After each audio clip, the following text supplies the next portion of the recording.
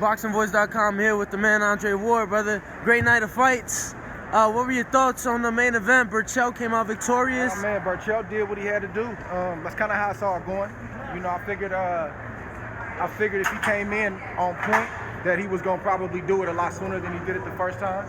You know, Vargas is a warrior, brother. See you to the 28th, brother. I'm out the next three, so be good. Yeah. Vargas is a warrior, but he's got miles on him, man. He's been in 2 Fight of the Year type fights. He's been in, other wars. That stuff, man, you don't shake that. Those miles are on him. So he really fought a younger version of himself tonight in Burchell. Absolutely. Now, a lot of big names at 130 and Tevin Farmer and Gervonta Davis. Thank you, bro. Is that you texting me? Yeah. Okay. Well, good picture on there. Yeah, real quick. Good looking out. Good looking out. Good looking out. I'm sorry, man. I didn't mean to do that, man. Go ahead, bro. I can do 2 things in one. Nah, but I was saying a lot of big names at 130. You got Tank, you got Tevin Farmer. Obviously, he called out the winner of Ito and Herring later this month. What are your thoughts on Burchell at 130? I love it, man. Listen, Burchell he's got some flaws, but all fighters got flaws, But Burchell, he's willing to scrap with anybody, and I respect that. See, right, like in this day and age, it's about a lot of the young guys. It's about becoming famous and making money. That legacy word, that's not even like brought up. When you bring that up, they look at you like, oh, you old school. Nah, man, that's what this thing is all about. Right. That's what the sport is all about. So if your game is just making money and being famous, that's cool. That's for some people that's a good route. But you can't get on social media and call yourself the best. Burchell, he got some flaws, but he's saying, man, whatever I got, I'm willing to test it against the best. And then if I'm successful at 130, I need Loma at 135. So I respect it. Now, obviously, you were all about legacy. You proved that. Don't get me wrong. It's about my money too. No, absolutely. They're not. It's not like you got to take one over the other. You can have both. I just don't see a lot of guys, trying to make the money and trying to face the other top guys. Now I get it. You got to build stuff up. I understand that. I know how the game go. I've been in it a long time, but it's a different era right now, man. Well, talking about building stuff up, I spoke with Bomac earlier. Obviously, we just saw Terrence a few weeks ago successful in New York, and then Arrow was successful back in March. Yeah. That's a fight that's been brewing, but it seems like Arrow's almost in a better position with the rest of the welterweight champions being across the street. He got the other belts over there. So I see what they're trying to do, and you can't be mad at it. They're trying to unify all the belts. So if we do fight now at the negotiating table, how can you demand 50-50? That's what they're trying to do. I mean, Arrow's already Crawford, saying 60-40. He's already saying 60-40. So Already. let him get 2 more belts and see what he's gonna be saying. So they're saying Sean Porter next. Just announced today Keith Thurman versus Manny Pacquiao in July. Thoughts on both fights, Arrow and Sean, and then Manny and Keith?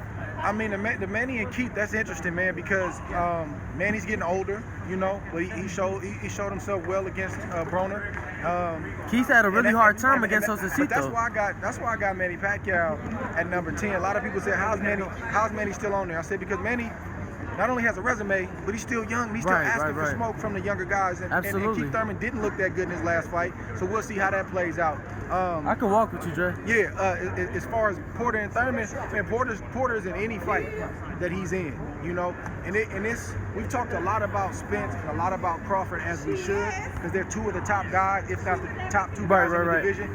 But it's some dogs at 47. You can't overlook Sean Porter. You can't overlook Danny Garcia. And even though Thurman hasn't looked the best, you can't overlook him either, man. The 47 division is one of the hottest divisions in boxing, outside of the heavyweight division and the light heavyweight division. That's what I was getting to next.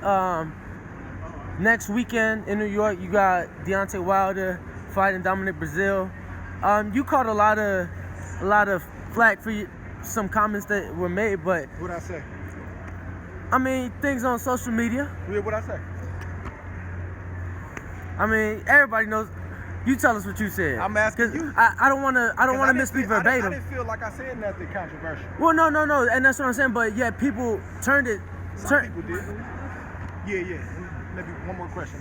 People turned it to that. But he's fighting in New York. A couple weeks later in New York, you got AJ fighting.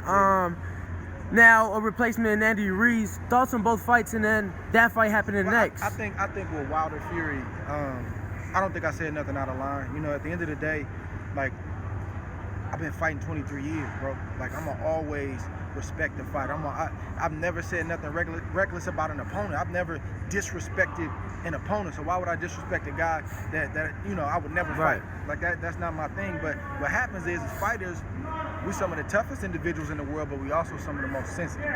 And I know firsthand. So, you know, Wilder didn't like what was said.